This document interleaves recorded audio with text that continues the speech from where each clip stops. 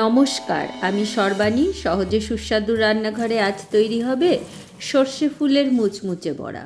ভাবতেই পারেন এ আবার নতুন কি? একটু নতুন তো বটেই।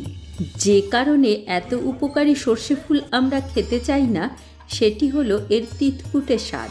এই তেতো স্বাদ কাটিয়ে কিভাবে সর্ষে ফুলের বড়া তৈরি করি আজ চলুন সে রেসিপি দেখে নেওয়া যাক। সর্ষে ফুলে থাকে প্রচুর ঔষধি গুণ। মা যেমন সন্তানের কখন কি প্রয়োজন বুঝতে পারেন, প্রকৃতি মাতাও তাই আমাদের জন্য শীতকালে সর্ষে ফুলের ঝাঁপি খুলে বসে আছেন। এই ডাঁটিগুলোকে ফেলে দিতে হবে, ফুলটুকু শুধু নিয়ে ভালোভাবে ধুয়ে নিতে হবে। শীতকালে নানা রকম সংক্রামক ব্যাধির আক্রমণ হয়, যা থেকে রক্ষা করে সর্ষে ফুল।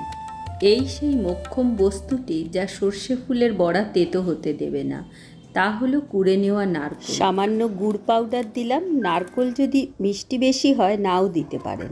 চিনিটাকে অ্যাভয়েড করুন স্বাস্থ্যের কারণে। বাকি সব উপকরণ লেখা আছে, দেখে নিন।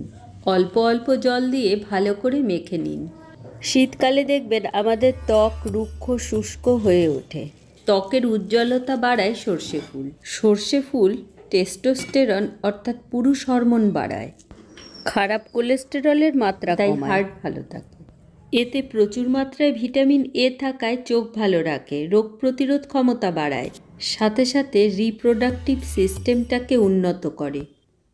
এই ভেজালের যুগে নানা রকম ভেজাল খেয়ে মানুষের সাধারণ রোগ প্রতিরোধ ক্ষমতাটাই কমে গেছে। এই জন্যই প্রকৃতির এই সব পুরাতন খাবারগুলো আমাদের গ্রহণ করা উচিত, যা প্রাকৃতিকভাবে আমাদের সুস্থ রাখবে।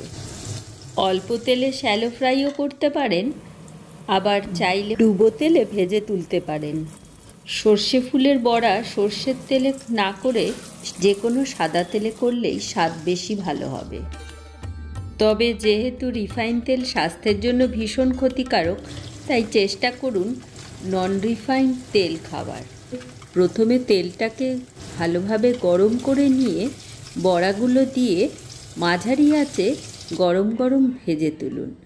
ভাত দিয়ে ডালের পাশে অপূর্ব লাগবে। রেসিপি ও ইনফরমেশান ভালো লাগলে অবশ্যই একটা লাইক, শেয়ার, সাবস্ক্রাইব করে সহজে সুস্বাদু পাশে থাকতে ভুলবেন না। ধন্যবাদ।